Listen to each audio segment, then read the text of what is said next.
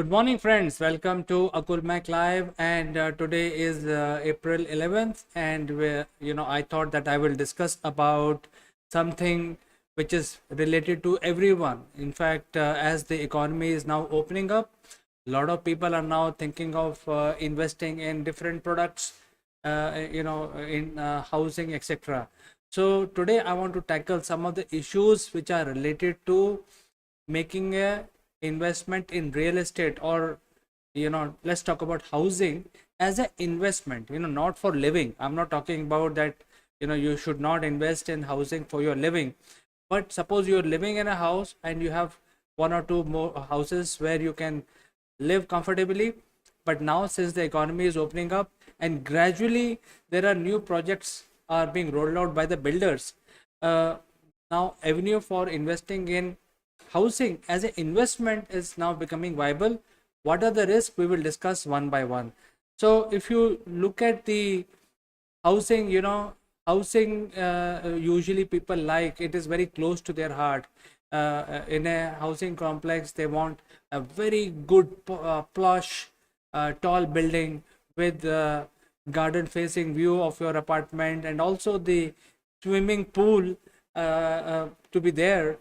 And you also want a tennis court to be provided, fully maintained, and all of that basically adds up to the value. And the builders today are talking about these things in order to sell their property.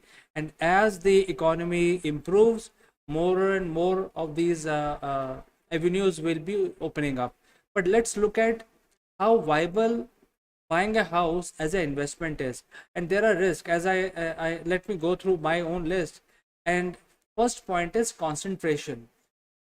So basically what happens is that uh, it is considered, the investment in real estate is considered by and far very safe. So more and more people tend to invest in real estate as a investment. And that is why the concentration, nearly 60 to 80% of the people's worth is concentrated in the real estate. And let me go back to the old saying in English, and that is, you don't have to put all eggs in one basket.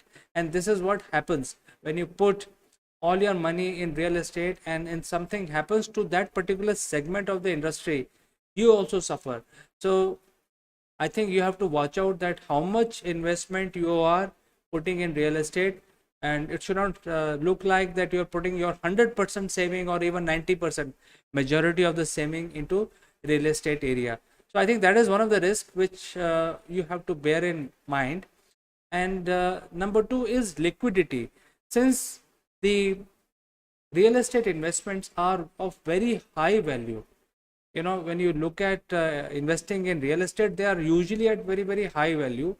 And when you want to basically convert that value in a profit, or suppose you need money, then it is not easy task to sell that off, because you need a buyer who will bring that high money back to you. So it's not a daily affair that you can sell this investment that you have easily. You may have to wait for maybe a year or few months. And suppose you have a requirement, or suppose there is some other opportunity which has just opened up and you need funds. And since your money is locked up, as per point number one, concentrated in one avenue, which is real estate, then you will be stuck, because the real estate offers the worst type of liquidity. You will be totally dependent on finding the right buyer, or you will have to basically do a distress sale, and you end up actually losing money. So I think you have to be cognizant of the fact that when you are investing in real estate as an investment, this is a key item that you must consider before putting in your money into a apartment or some house for investment. Then the third point is value discovery. Value discovery is related to the area where your property is located. Usually the property price is determined by the area, the location. and accessibility. So your value is completely tied to the location that you have. Now, if you have a location which is doing okay, but in future, if the location becomes somewhat not not upmarket, then your property will also suffer because of the location.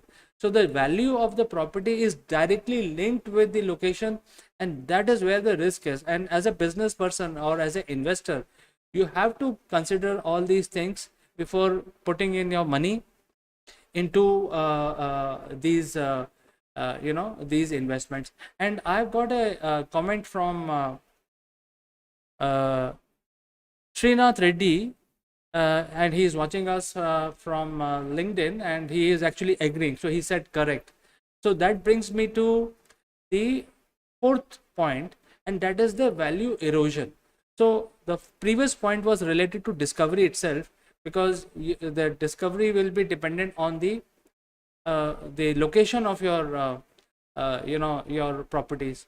And today it is up market, but after 10 years when you want to sell it, it may not be up market, and that is where the discovery will bring down the value. And the value erosion is a totally different point. The value erosion is because of the erosion of the structure itself. Usually, as a thumb rule, if you're buying an apartment, the value appreciation happens maximum up to the age of 15 to 16 years. After that, because the apartment start degrading, there are a lot of issues with the building, the value actually starts to come down. So there is a value erosion. So I think if you're looking at investing in an apartment, make it a point to get out of that investment in 10 to 15 years, because after that it will start reducing. So if it is apartment, however, things may be different if you're investing in a land property or a land or a built up house, where the value will keep increasing based on the location that your value is located. So keep in mind that the value erosion is a very, very, very real thing. You have to always consider that if you're what type of property you're investing in, what type of house you're investing in. And let's talk about the last point, which nobody thinks. Whenever they want to invest in a property, they look at the shiny tennis court in their apartment, and they also look at the the nice lawn and the lift system and the reception lobby area, etc. But what are the hidden costs which will then erode your profit? Well, hidden cost in terms of maintenance, that is the biggest hidden cost. The taxes, the government taxes like house tax and different types of taxes which are there, which you keep shelling year on year. And then if you make income from rentals, you have to pay income tax on that. So that is value erosion. If you're putting your apartment on rent, then every 2 to 3 years you will have to find a broker who can help you there, and the brokerage cost will be your hidden cost. And every time the tenant moves, you have to maintain it, you have to paint it, and you have to repair the house so that the next tenant finds it comfortable. So all that will add up, and all these hidden costs will then take away most of the profit that you're making. Now, if I give you an example, suppose you put your house costed you 1 crore, and if you put in a bank in a fixed deposit, you will at least end up making minimum 7% or 6.5%. So if you have 1 crore investment, you will make about 6 to 7 lakhs in 1 year, without incurring any hidden cost or any taxation that you have. 7 lakhs of your investment, if you just put simply in a fixed deposit in a bank. There are other products which will give you higher returns and also increase your risk, but then there are non-risk higher return investment also, which will give you up to 9%. So without doing anything, if you have 1 crore and you're thinking of buying a house as an investor, then look at the other options which are available, which will give you better return on investment. And now if you buy a house for 1 crore, you actually put it on rent how much you will get rental in today's market. You know, you will not get more than 20,000 rupees. How much is 20,000? 20,000 is not adding up to 9 lakhs or 7 lakhs. It is probably half. Plus you are actually spending a lot of money in maintaining it, so you are actually losing money if you put it on rent. So think about it, friend. And this is something that I wanted to talk in Morning Brew today, since the market is opening up, and people have funds now to invest. A lot of real estate projects are coming up. Well, if you want to buy a house for your residence, please go ahead and buy it. But if you're looking at buying a house as an investment, I don't think this is the right approach, in my opinion. What do you think?